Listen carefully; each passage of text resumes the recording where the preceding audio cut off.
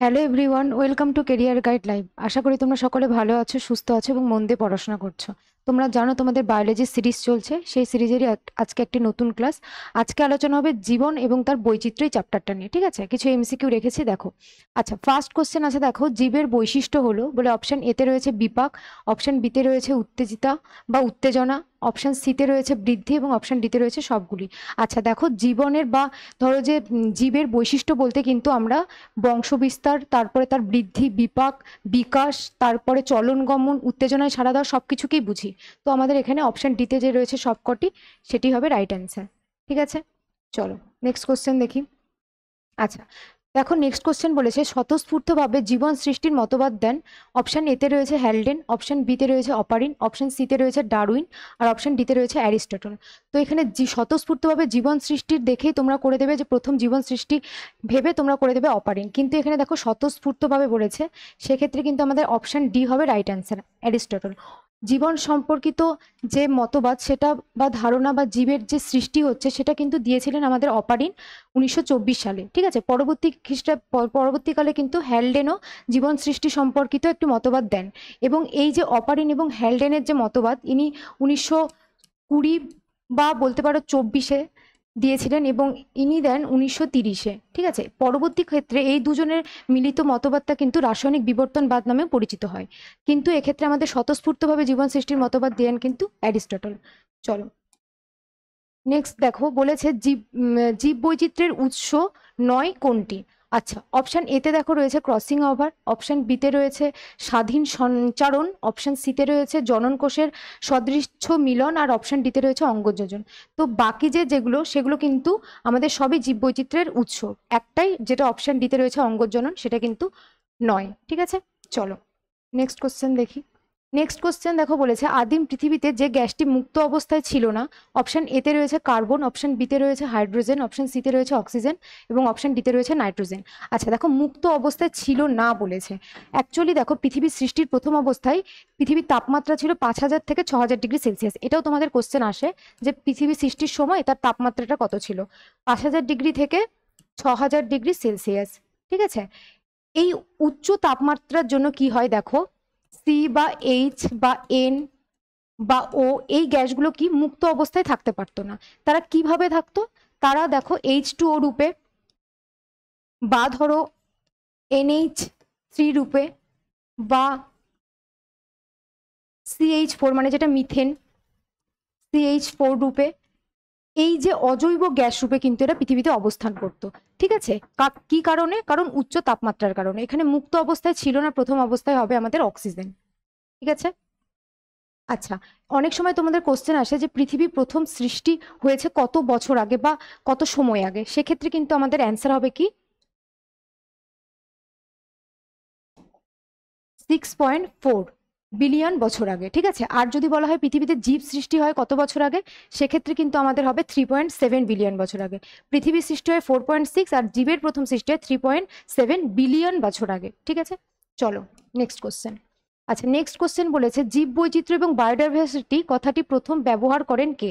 Option এতে রয়েছে water Rosen, option বিতে রয়েছে জেবি হ্যালডেন, অপশন সিতে রয়েছে কাশ্মীরি ফ্র্যাঙ্ক আর অপশন ডিতে রয়েছে মিলার। আচ্ছা, রোজেন হবে এখানে সঠিক অ্যান্সার। প্রথম বায়োডাইভার্সিটি বা জীববৈচিত্র্য শব্দটি প্রথম ব্যবহার করেছিল কিন্তু রোজেন। ঠিক আছে, হ্যালডেন একটু আগে তোমাদের বললাম যে জীবন সৃষ্টি সম্পর্কিত মতবাদ একটা দেন হ্যালডেন। ঠিক আছে, কাশ্মীরি ফ্র্যাঙ্ক নামটাও তোমাদের চেনা চেনা লাগতে পারে, কারণ তিনি কি করেন, ভিটামিন শব্দটি প্রথম ব্যবহার করেছিলেন 1911-তে। ঠিক আছে, আচ্ছা মোটামুটি বলে দিয়েছি। আচ্ছা, জীব বৈচিত্র্য দেখো, জীব বৈচিত্র্য যে অঞ্চলে সবচেয়ে বেশি দেখা যায় সেটাকে আমরা কি বলবো, হটস্পট বলে থাকি। ঠিক আছে, সবচেয়ে বেশি কোন অঞ্চলটাতে দেখা যায়, যেখানে ক্রান্তীয় বৃষ্টি অরণ্য রয়েছে সেই অঞ্চলে কিন্তু এই আমাদের অতিরিক্ত জীববৈচিত্র্য বা বেশি জীববৈচিত্র্য দেখতে পাওয়া যায়। আচ্ছা, পৃথিবীর 70% জীববৈচিত্র্য কিন্তু 12টি দেশের মধ্যে সীমাবদ্ধ রয়েছে। এর মধ্যে যদি উদাহরণ হিসেবে বলা যায় ব্রাজিল এবং ইন্ডিয়ার নামও কিন্তু সেখানে রয়েছে। ঠিক আছে, চলো নেক্সট কোশ্চেন দেখি। আচ্ছা, নেক্সট কোশ্চেন দেখো, বলেছে জীবের উদ্ভব ঘটে পূর্ববর্তী জীব থেকে, এই সিদ্ধান্তটি বলেছেন। অপশন এতে রয়েছে অ্যারিস্টটল, অপশন বিতে রয়েছে অপারিন, অপশন সিতে রয়েছে মর্গ্যান আর অপশন ডিতে রয়েছে লুই পাস্তুর। সেক্ষেত্রে কিন্তু আমাদের অ্যান্সার হবে লুই পাস্তুর। ঠিক আছে, আচ্ছা চলো নেক্সট কোশ্চেন দেখি। আচ্ছা, নেক্সট কোশ্চেন দেখো, বলেছে আদি কোষ বা প্রোটোসেল কোন গঠন থেকে তৈরি হয়েছে বলে মনে করা হয়? অপশন এতে রয়েছে আরএনএ, অপশন বিতে রয়েছে ভাইরাস, অপশন সিতে রয়েছে কোয়াজারভেট, আর অপশন ডিতে রয়েছে ব্যাকটেরিয়া। তো এখানে এই দুটো তো অপশন হবেই না, ঠিক আছে, কিন্তু এই দুটো অপশন নিয়ে হয়ে যাবে কনফিউশন। প্রথম বলেছে আদিকোষ বা প্রোটোসেল, সেক্ষেত্রে কিন্তু আমাদের অ্যান্সার হবে কোয়াজারভেট। এই কোয়াজারভেট থেকে আদিকোষ বা প্রোটোসেলের যে উৎপত্তি ঘটে, এটা কে বলেছিলেন? এটি বলেছিলেন বিজ্ঞানী অপারিন, ঠিক আছে।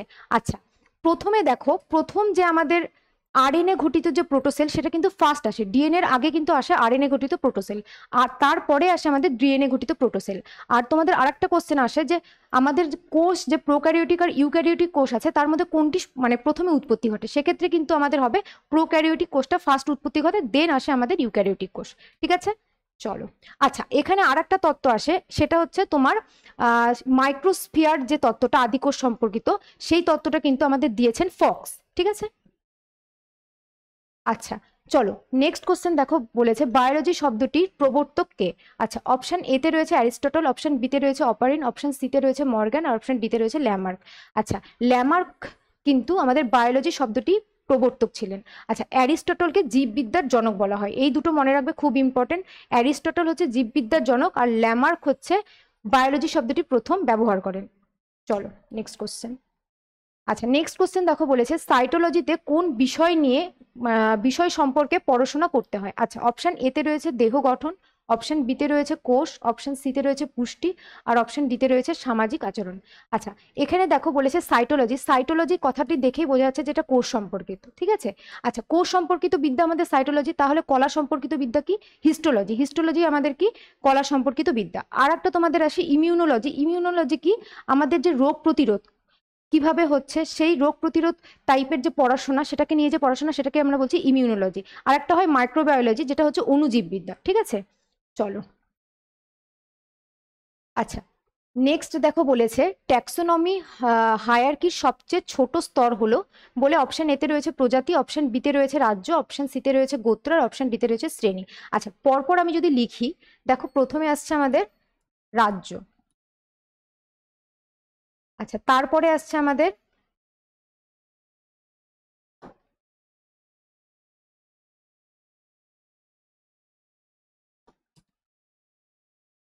রাজ্য পর্ব আসছে, তারপরে তারপর আসছে শ্রেণী, তারপর আছে বর্গ, তারপর আসছে আমাদের গোত্র, রাজ্য পর্ব শ্রেণীবর্গ গোত্র, তারপর আসছে গণ, তারপরে আসছে আমাদের প্রজাতি, ঠিক আছে। আচ্ছা, এটা কিন্তু ঊর্ধ্ব, তারপরে এগুলো নিম্ন স্তরে ধীরে ধীরে আসছে, দেন এইটা, দেন এইটা। আচ্ছা, সবচেয়ে ছোট বলেছে, সবচেয়ে ছোট হচ্ছে তাহলে আমাদের প্রজাতি, তাহলে অ্যান্সার হবে প্রজাতি। সবচেয়ে বড় বা সবচেয়ে ঊর্ধ্ব স্তরে কে রয়েছে? রাজ্য। আচ্ছা, এখান থেকে তোমাদের যেটা ইম্পর্টেন্ট কিছু কোশ্চেন আসে, সেটা তোমাদের তো বলতে পারে যে ঊর্ধ্ব স্তরে বা নিম্ন স্তরে কে রয়েছে। তাছাড়াও যে কোশ্চেনটা আসে, সেটা হচ্ছে অনেক সময় জিজ্ঞাসা করে যে কতগুলি প্রজাতি নিয়ে কি গড়ে ওঠে, সেক্ষেত্রে কিন্তু গড়ে ওঠে গণ। কতগুলি গণ নিয়ে কি গড়ে ওঠে, সেক্ষেত্রে গড়ে ওঠে গোত্র। কতগুলি গোত্র নিয়ে যদি বলা হয় কি গড়ে ওঠে, সেক্ষেত্রে হবে বর্গ। কতগুলি বর্গ নিয়ে কি গড়ে ওঠে, সেক্ষেত্রে হবে শ্রেণী। আর কতগুলি শ্রেণী নিয়ে কি গড়ে ওঠে, পর্ব। কতগুলি পর্ব নিয়ে গড়ে ওঠে রাজ্য। আচ্ছা, এই ঊর্ধ্বস্তর থেকে নিম্নস্তর, যদি আমরা নিচ থেকে ওপরে যাই তাহলে কি হয়?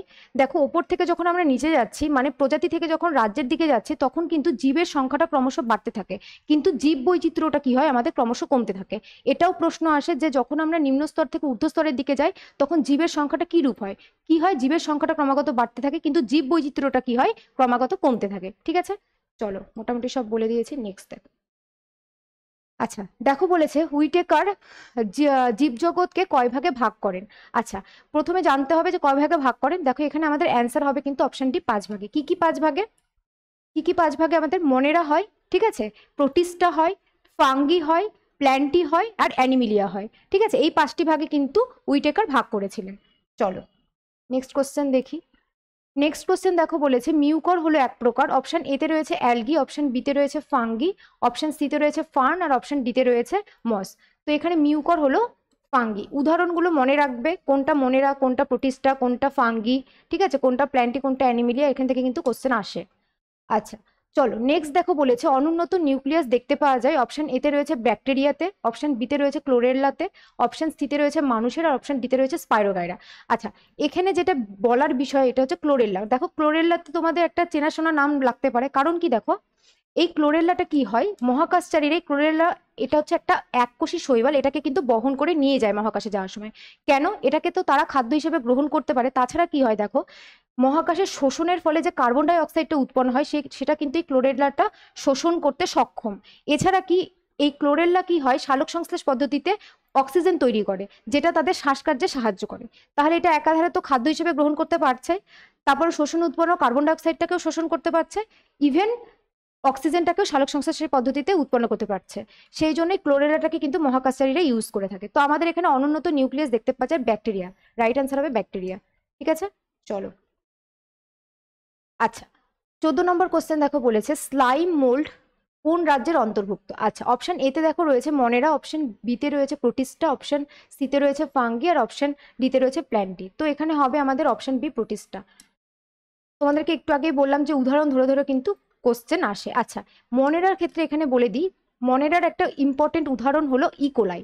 ইকোলাই একটা ব্যাকটেরিয়া, তোমাদের আগের চ্যাপ্টারেও আমি এটা আলোচনা করেছি। ইকোলাই কিন্তু মানবদেহে কোথায় তৈরি হয় সেটা কিন্তু বলতে মানে কোশ্চেন আসতে পারে, সেক্ষেত্রে কিন্তু আমাদের হবে বৃহদন্ত। কেন এটা ইম্পর্টেন্ট? কারণ কি এটা দেখো ব্যাকটেরিয়াটা আমাদের ব্যাকটেরিয়া বলো প্রোটোজয় বলো মানুষের কিন্তু ক্ষতি করে, কিন্তু এটা কি উপকারী ব্যাকটেরিয়া। এই মনেরা শ্রেণীর অন্তর্ভুক্ত যে ইকোলাই সেটা আমাদের উপকারী ব্যাকটেরিয়া। কেন? বৃহদন্তেরা থাকার সময় কি করছে, ভিটামিন বি12 যে রয়েছে আর ভিটামিন কে সংশ্লেষ করে, তাই একে উপকারী ব্যাকটেরিয়া আমরা বলছি। ঠিক আছে, চলো নেক্সট কোশ্চেন দেখি। আচ্ছা, নেক্সট কোশ্চেন দেখো বলেছে নতুন প্রজাতির উৎপত্তি ঘটে যে কারণে। অপশন এতে রয়েছে অভিযোজন, অপশন বিতে রয়েছে অভিব্যক্তি, অপশন সিতে রয়েছে প্রজনন, আর অপশন ডিতে রয়েছে কোনোটিই নয়। নতুন প্রজাতির বললেই সবাই প্রজনন করে দেয়, দেখো নতুন জীবের সৃষ্টি হয় সেক্ষেত্রে কিন্তু আমাদের হবে প্রজনন, কিন্তু এখানে নতুন প্রজাতির বলেছে সেক্ষেত্রে কিন্তু আমাদের অ্যান্সার হবে অভিব্যক্তি। ঠিক আছে, কনফিউজড হবে না। চলো নেক্সট কোশ্চেন দেখি।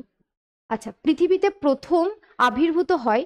অপশন এতে রয়েছে নগ্ন ডিএনএ, অপশন বিতে রয়েছে আরএনএ যুক্ত প্রোটোসেল, অপশন সিতে রয়েছে ডিএনএ যুক্ত ভাইরাস, আর অপশন ডিতে রয়েছে ব্যাকটেরিয়া। একটু আগে আমি আলোচনা করে দিলাম যে ডিএনএর আগে কিন্তু আমাদের আবির্ভূত হয় আরএনএ। আরএনএ যুক্ত যে প্রোটোসেল সেটা ফার্স্ট হয়েছিল, দেন এসেছিল কিন্তু ডিএনএ। ঠিক আছে, চলো। আর প্রোক্যারিওটিক ইউক্যারিওটিকের মধ্যে প্রথম আসে প্রোক্যারিওটিক, দেন ইউক্যারিওটিক। ঠিক আছে, আচ্ছা দেখো পরের কোশ্চেন বলেছে জীবের বৈচিত্র্যের উৎস হলো। অপশন এতে রয়েছে জনন, অপশন বিতে রয়েছে অভিযোজন, অপশন সিতে রয়েছে বিবর্তন, আর অপশন ডিতে রয়েছে সবকটি। এটা বলার অপেক্ষা রাখে না, এখানে অপশন ডি হবে রাইট অ্যান্সার। ঠিক আছে, চলো নেক্সট কোশ্চেন দেখি। আচ্ছা, হট ডিলিউট স্যুপ বা তপ্ত লঘু ঝোল শব্দটি কোন বিজ্ঞানী প্রথম প্রবর্তন করেন বলেছে। অপশন এতে রয়েছে হ্যালডেন, অপশন বিতে রয়েছে অপারিন, অপশন সিতে রয়েছে ফক্স, আর অপশন ডিতে রয়েছে মিলার। আচ্ছা, এখানে কিন্তু আমাদের অপশন এ যে হ্যালডেন রয়েছে সেটি হবে রাইট অ্যান্সার। দেখো এখানে অপারিন হ্যালডেন এগুলো সব কাছাকাছি। কেন? জীব সম্পর্কিত একটু আগে তোমাদের বলে দিলাম যে জীব সম্পর্কিত মতবাদ কিন্তু দুজনেই দিয়েছিলেন। ঠিক আছে, অপারিন ফার্স্ট দেন, পরবর্তী ক্ষেত্রে হ্যালডেন দেন। এদের দুটোর মিলিত যে মতবাদটা সেটাকে কিন্তু আমরা রাসায়নিক বিবর্তনবাদও বলে থাকি। ঠিক আছে, আর ফক্স তোমাদের বললাম যে মাইক্রোস্ফিয়ার যে প্রোটিস্টা বা আদি সেল সম্পর্কিত যে মাইক্রোস্ফিয়ারের যে ধারণা সেটা কিন্তু বিজ্ঞানী ফক্স দিয়েছিলেন। ঠিক আছে, আচ্ছা চলো নেক্সট কোশ্চেন দেখি। আচ্ছা, বলেছে পতঙ্গ বিষয়ক প্রাণীবিদ্যার শাখাকে বলে। প্রথমে রয়েছে সার্পেন্টোলজি, অপশন বিতে রয়েছে ইকোলজি, অপশন সিতে রয়েছে এন্টোমোলজি, আর অপশন ডিতে রয়েছে অর্নিথোলজি। অর্নিথোলজি হলো পাখি নিয়ে পড়াশোনা। ঠিক আছে, পাখি নিয়ে পড়াশোনাটা হচ্ছে অর্নিথোলজি। ইকোলজিটা কি? ইকোলজিটা হলো বাস্তুতন্ত্র সম্পর্কিত যে বিদ্যা সেটা হচ্ছে ইকোলজি, আর এন্টেমোলজি হলো আমাদের পতঙ্গ সম্পর্কিত বিদ্যা। ঠিক আছে, চলো লাস্ট কোশ্চেন দেখো, প্রদত্ত কোন রাজ্যের সকল জীব প্রোক্যারিওটিক হয়। আচ্ছা, অপশন এতে রয়েছে প্রোটিস্টা, অপশন বিতে রয়েছে ফাঙ্গি, অপশন সিতে রয়েছে মনেরা, আর অপশন ডিতে রয়েছে অ্যানিমিলিয়া। একটু আগেই তোমরা দেখলে যে আমাদের যে চারটে ভাগ রয়েছে, ঠিক আছে, চারটে ভাগ আর একটা আছে, পাঁচটা টোটাল আমাদের ভাগ রয়েছে। একটা তোমার মনেরা, একটা প্রোটিস্টা, একটা ফাঙ্গি, একটা অ্যানিমিলিয়া, আর একটা কি আছে প্ল্যান্টি। তো এর মধ্যে দেখো প্রোক্যারিওটিক কোনটি? এই যে পাঁচটা ভাগ রয়েছে তার মধ্যে একটাই কিন্তু প্রোক্যারিওটিক, বাকিগুলো কিন্তু ইউক্যারিওটিক। তো সেক্ষেত্রে কিন্তু আমাদের অ্যান্সার হবে মনেরা। ঠিক আছে, আচ্ছা দেখো মনেরার ক্ষেত্রে কি হয়, মনেরার ক্ষেত্রে কিন্তু নগ্ন ডিএনএ থাকে। কেন থাকে? এই ডিএনএটাকে কেন নগ্ন বলা হচ্ছে? কারণ এটা প্রোটিন সমৃদ্ধ নয়। ঠিক আছে, এই ডিএনএটা প্রোটিন সমৃদ্ধ নয় বলে এটাকে নগ্ন ডিএনএ বলা হচ্ছে। কার এটা বৈশিষ্ট্য? মনেরার। আচ্ছা, মোটামুটি এগুলো আলোচনা করার ছিল, যেগুলো সাব পয়েন্ট সেগুলো আলোচনা করে দেওয়ার চেষ্টা করেছি। ঠিক আছে, তোমরা ভালো করে কোশ্চেনগুলো দেখো, কোথাও কোথাও কোনো জায়গায় বা কোথাও বুঝতে অসুবিধা হলে অবশ্যই জানাবে কমেন্ট সেকশনে। ভালো থেকো, সুস্থ থেকো, দেখতে থেকো career guide life. Thank you for watching.